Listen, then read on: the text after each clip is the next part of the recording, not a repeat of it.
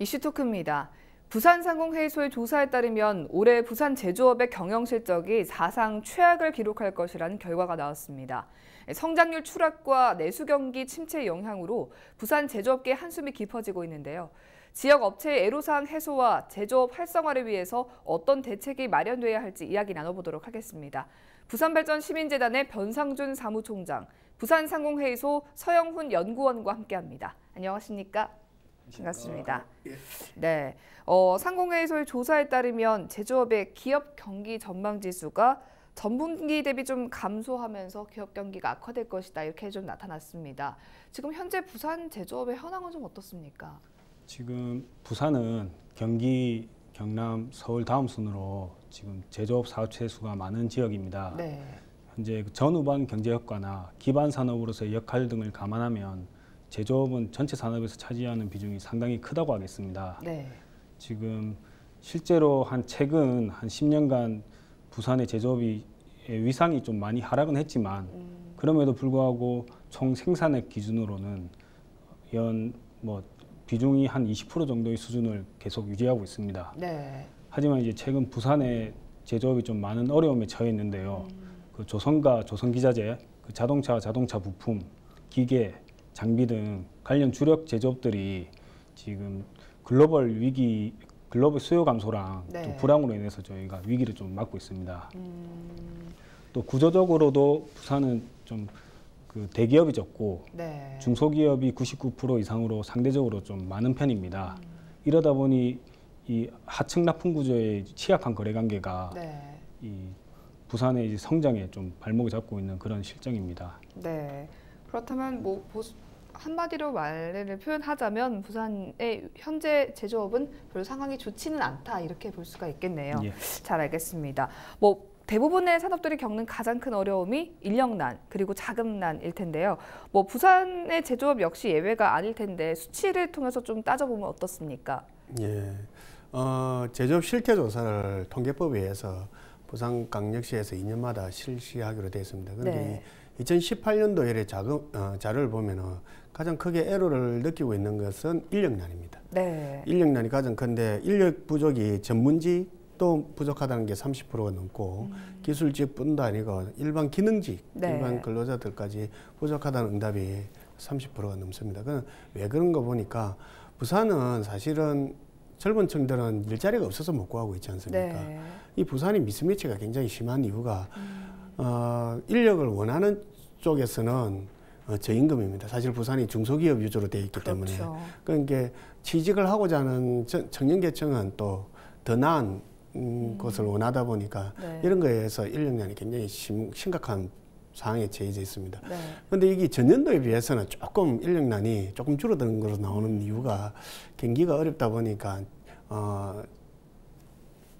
인력 직업을 구하는 것을 네. 약간 낮추지 않았나라는 생각이 듭니다. 그래도 여전히 30% 이상이 인력난이 가장 큰 애로사항이라고 보고 있고 다음은 자금난 애로입니다. 그게 네. 전반적으로 한 26%대인데 이건 역시 전년도에 비해서 높아졌습니다. 이 전년도에 비해서 자금난이 높아졌다는 이유는 투자를 하는 사람이 적다는 거고 네. 은행에 대출을 하기가 힘들어졌다는 거 아닙니까? 그만큼 미래 전망이 불투명한 상황이기 때문에 이 자금 여력도 애로를 겪고 있지 않나 생각이 듭니다. 예. 그리고 역시 기술 정보 애로 사항도 21%대 정도로 어렵다는 응답이 많은데 이건 역시 전년도에 비해서 증가하고 있습니다. 왜냐하면 지금 제4 산업이라 해가지고 새로운 환경을 많이 제조업에 요구하고 있습니다. 네. 이미 자동차를 예를 들더라도 내연기관 중심에서 이미 하이브리드나 친환경 쪽으로 넘어가고 있기 때문에 네. 이 중소기업이 이게 발맞춰서 빨리 전환하기가 상당히 쉽지 않다는 의미고 그리고 사실 인력 채용 현황을 보면 알 수가 있습니다. 많이 채용을 한다 그러면은 네. 앞으로 이 사람 미래 전망을 갖다가 좀 더 긍정적으로 보고 있다고 알 수가 있는데 전년도 신규 채용 전망을 보니까 상반기에는 신입직이 평균 1.32명이었습니다. 네.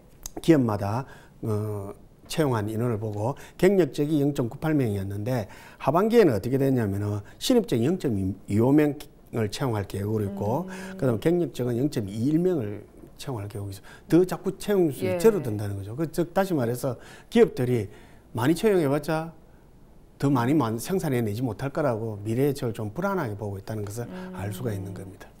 그만큼 부산의 경제를 이끌어온 제조업이 불안하면서 지금 지역 경제 전체에도 좀 영향을 미치고 있는 그런 분위기입니다. 제조업의 향후 전망에 대해서도 사실 시민들의 관심이 높습니다. 그만큼 부산 경제를 좀 중심이라고 할 수 있는 그런 제조업이기 때문에요. 조사를 통해서 나타난 결과는 좀 어떤 편이었나요? 예, 최근에 저희 부산 상공회의소에서 그 지역 제조업체 184개에 대해서 지금 주요 경영 지표랑 네. 경영 전망에 대해서 조사를 했습니다. 조사 결과 지금 절반이 넘는 99개사의 기업이 올해 영업이익 목표를 달성하지 못할 것으로 전망을 했고 네. 한 80개사의 기업이 영업이익을 달성할 것으로 전망을 했고 초과 달성을 할 것이라고 예상한 업체 수는 단 5개사에 불과했습니다. 지금 지역 제조업체들이 이렇게 뭐 영업 달성에 대해서 회의적인 전망을 내놓고 있는 이유가 네. 내수 부진이 41.3%로 가장 높았고 그리고 이제 고용 환경 변화 17.5%, 네. 중국 경제 둔화 16.1%, 일본 수출 규제나 미중 무역 분쟁으로 인한 보호무역주의가 13.3%, 네. 환율 및 유가 변동성 심화가 7.7% 등의 순으로 나타났습니다. 올해 남은 4분기에 대한 제조업 경기 전망도 네. 기준치 100 미만인 86을 기록했으며 그 지역 주력 업종 대부분에서도 지금 기준치 100을 하회하는 부정적인 좀 전망을 내놨습니다. 네. 이러한 배경에는 지금 내수 침체의 장기화와 고용 환경이 악화되고 있고 그리고 지금 글로벌 시장에서의 수요도 좀 감소하고 있는 대내외적인 여건이 네. 지금 기업들에게 큰 부담으로 작용하고 있는 데다가 네. 지금 출혈 경쟁 그리고 이제 뭐 최저임금 인상으로 인한 인건비 부담, 네. 그 원자재가 상승 등 이런 기업 비용 부담이 더 늘고 있어서 지금 여러모로 기업들이 경영을 하는데 좀 어려움을 겪고 있지 않나 이렇게 생각됩니다. 네, 뭐 경기 회복이 좀 더뎌지면서 부산시에서도 좀 각종 대책들을 내놨습니다. 그리고 부산상공회의소나 관계기관에서도 힘을 좀 보태고 있는 그런 상황인데 어떤 방안들이 좀 마련이 돼 있나요? 지금 저희 부산상공회의소에서는 지금 최근에 KT와 BNK 캐피탈하고 지금 스마트 팩토리 협동 로봇 보급 확산에 대한 업무 협약식을 가졌습니다. 네. 지난해 기준 부산의 스마트 팩토리는 440여 곳으로 지금 전국 7,900여 개 중에서 단 5.6%에 불과합니다. 지금 그래서 지금 5G랑 4차 산업혁명 시대를 맞이해서 네. 지금 스마트 팩토리 자체가 앞으로 좀 필수가 될 건데 그러기 위해서는 좀 지역 기업들이 좀 빨리 이런 부분에 대한 시스템을 갖춰서 글로벌 네. 경쟁력을 좀 나아가야 된다. 네. 그런 차원에서 저희가 이제 지역 기업들을 돕고자 이런 유관 기관들하고 예. 나섰습니다. 네. 그리고 이제 이 협약의 주요 내용은 뭐 일손이 부족한 공정하고 네. 그리고 이제 사람이 작업하기에 좀 위험한 공정 이런 부분을 이제 사람을 대신해서 예. 그 작업을 수행할 수 있는 로봇인 협동 로봇을 지역 제조업체 제조 공정에 구축을 해서 네. 시스템 스마트 팩토리를 네. 좀 구축하는 것입니다. 네.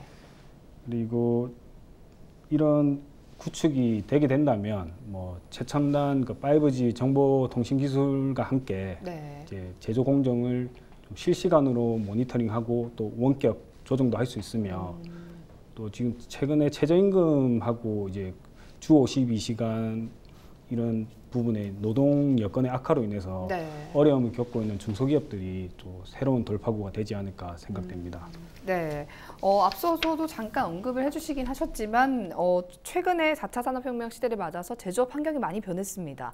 그중에서도 말씀하신 스마트 팩토리에 대한 관심이 이제 좀 급증을 하고 있는 그런 상태인데요. 일단 스마트 팩토리가 정확하게 어떤 건지 그리고 또 왜 필요해지고 있는 건지 설명을 좀 해주시죠. 예, 스마트 팩토리라는 게 다른 게 기계 내 모든 기계나 설비에다가 센서를 부착합니다. 그러면 그 센서에서 모든 자료들이 데이터들이 수집이 되겠죠. 네. 그 수집된 자료들과 종합적으로 분석하고 나중에 스스로 이렇게 일목요연하게 분석해서 스스로 자기 제어를 할 수 있게 하는 게 스마트 팩토리입니다. 네. 이거는 지금 현재 옛날에는 경험자의 어떤 에서 뭐 색깔이나 이런 걸 보고 현재상 기계 소리를 들어보고 아이 문제가 있다 이런 걸 파악하던 게 네. 그게 아니고 그냥 그 센서나 스마트 팩토리에서 그것 자체를 파악해서 그걸 알 수가 있게 되는 거죠.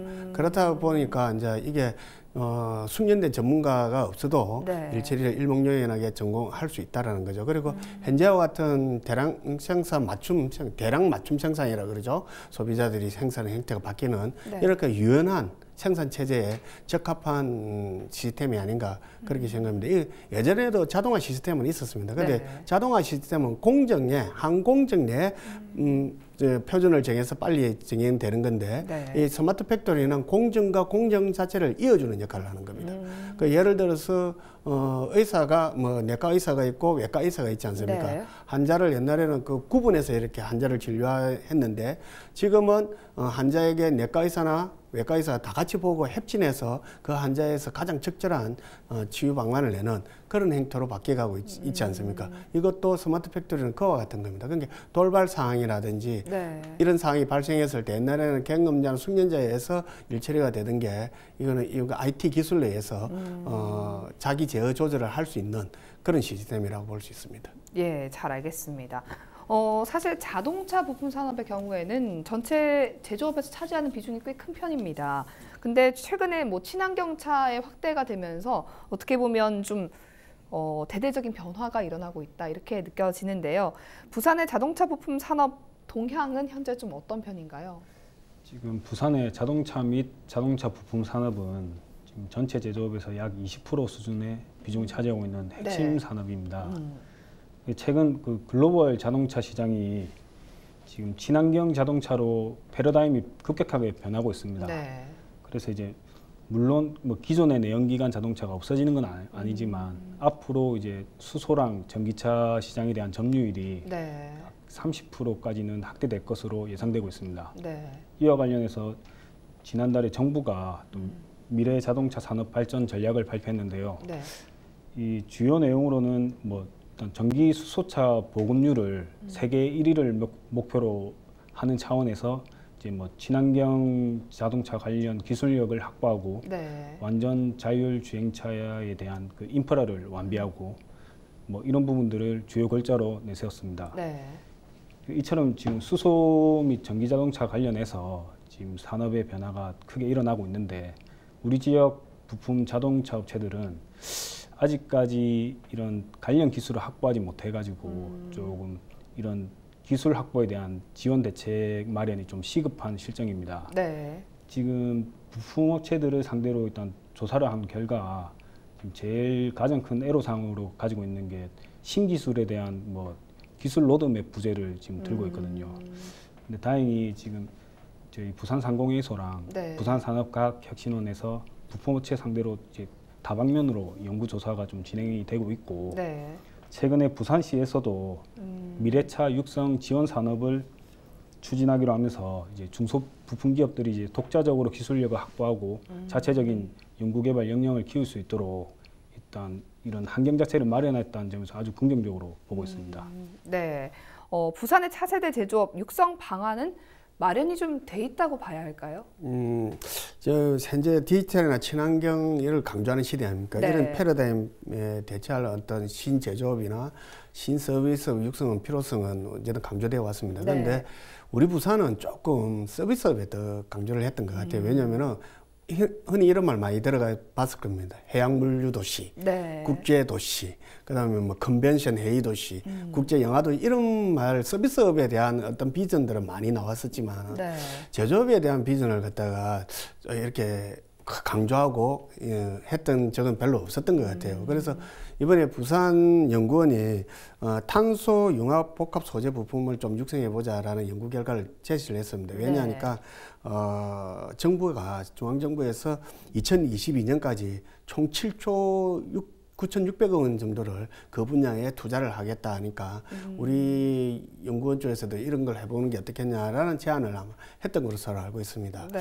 그런데 이거 우리 전북도나 전북도 이런 거 같은 경우는 민선 6기 2015년부터 준비를 이렇게 자기들은 해왔었습니다. 그래가지고 전주시 같은 게 그때 당시 출연했던 한국탄소융합기술원이 있습니다. 거기에서 네. 이미 중앙정부에서 제안했던 사업에 응모를 해가지고 탄소 융복합 소재 부품 산업 고도화 기반 구축 사업을 선정이 됐습니다. 네. 이래가지고 여기에 이제 전북도도 들어가고 그다음에 우리 가장 유명한 카이스트도 들어가서 예. 같이 지금 이미 그쪽에서는 이 사업을 이미 실제적으로 진행하고 있습니다. 네. 그러다 보니 부산시도 좀 이런 거에 대한 것을 로드맵을 어떤 사업을 신제조업을 신서비스만큼이라도 좀 같은 선상에서 좀 보고 로드맵을 좀 제시해 보는 게 어떨까라는 생각은 듭니다. 아직까지는 그러면은 뭐 말씀하신 뭐 전주나 뭐 이런 데에 비해서 전혀 준비가 안 돼 있는 상황인가요? 그 분야는 안 돼 있는데 아까 네. 말씀하신 대로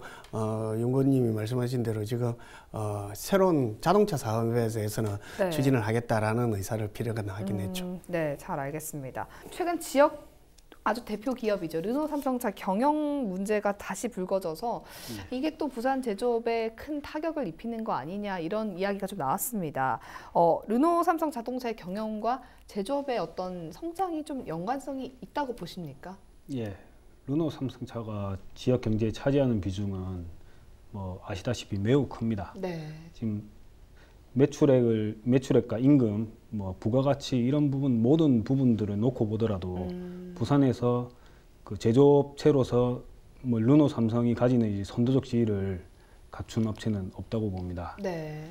하지만 그 최근에 르노 삼성차의 그 장기 파업 사퇴하고 그리고 지금 신규 물량 확보에 좀 난항을 겪고 있는데 이런 부분을 인해서 지금 르노 삼성차의 경영 축소가 좀 우려되는 목소리가 좀 나오고 있는데요. 네. 지금 만약에 그렇게 된다면 지금 그 관련된 협력업체뿐만 아니라 부산의 직접적인 경제에도 상당한 영향을 끼칠 것으로 보고 있습니다. 또 특히 그 르노 삼성차의 매출 비중이 좀 큰 협력사의 경우는 거의 좀 경영 위기에 직면할 가능성이 크다고 지금 볼 수 있고요. 네. 그래서 이제 그 외에도 지금 르노 삼성차가 직접 고용하고 있는 인원이 올해 기준으로 한 4,200명 정도 되는 걸로 알고 있습니다. 네. 협력사에서 또 고용하고 있는 간접 인원까지 포함한다면 약 1만 명 이상이 될 것으로 보는데 이런 부분에서도 일자리 문제로도 이어질 수 있기 때문에 지역 경제에 아주 큰 영향이 있을 거라고 보고 있습니다. 따라서 지금 르노 삼성의 신규 물량 확보와 그리고 이제 신차 출시 등을 좀 통해서 좀 위기를 극복할 수 있게 르노 삼성차에 대한 저희 지역의 이제 관심과 좀 지원이 좀 필요한 시점이라고 봅니다. 제조업 활성화를 위해서 선제적으로 좀 해결이 돼야 될 과제가 있다면 어떤 게 있다고 보십니까? 제가 지역 기업 모니터링 결과 지금 경제 활성화를 위해서 가장 먼저 해결해야 될 과제로 지금 고용 노동 정책 탄력 적용을 37.5%로 이제 가장 높은 응답률을 보였습니다. 네. 다음으로는 이제 자금 조달 유연화 31.5%, 파격적 규제 개혁 15.8%, R&D 인력 지원 강화 15.2% 순으로 나왔습니다.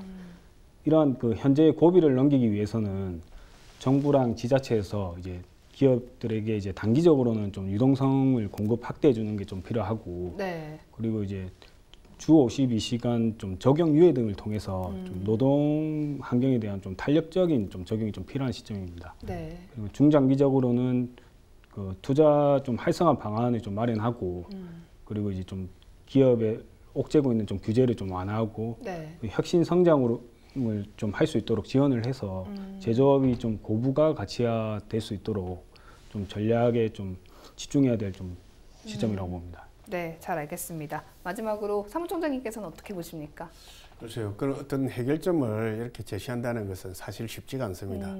하지만 지금 우리가 신서비스업에서 우리가 제시했던 많은 해양 물류 도시나 해양 도시 이런 것처럼 네. 거기는 하나의 로드맵들이 다 만들어지고 거기에서 착착 진행되어 오는 그런 면이 보여집니다. 하지만은 신제조업체에 대한 이런 로드맵은 조금 부족한 것 같아요. 그래서 앞으로의 상황이 시대 패러다임이 어떻게 변할 것인가에 대한 것을 기업체, 그다음에 뭐 상공에서도 마찬가지고, 그다음에 연구원들이 모여가지고 하나의 어떤 목표를 정하고 네. 거기에 대한 어떤 로드맵 그리고 지원책들을 제시해주고 그렇게 해 나가는 게 오히려 지금 현재 변화하는 시대에 발맞춰 가는 게 아닌가 저는 그렇게 생각합니다.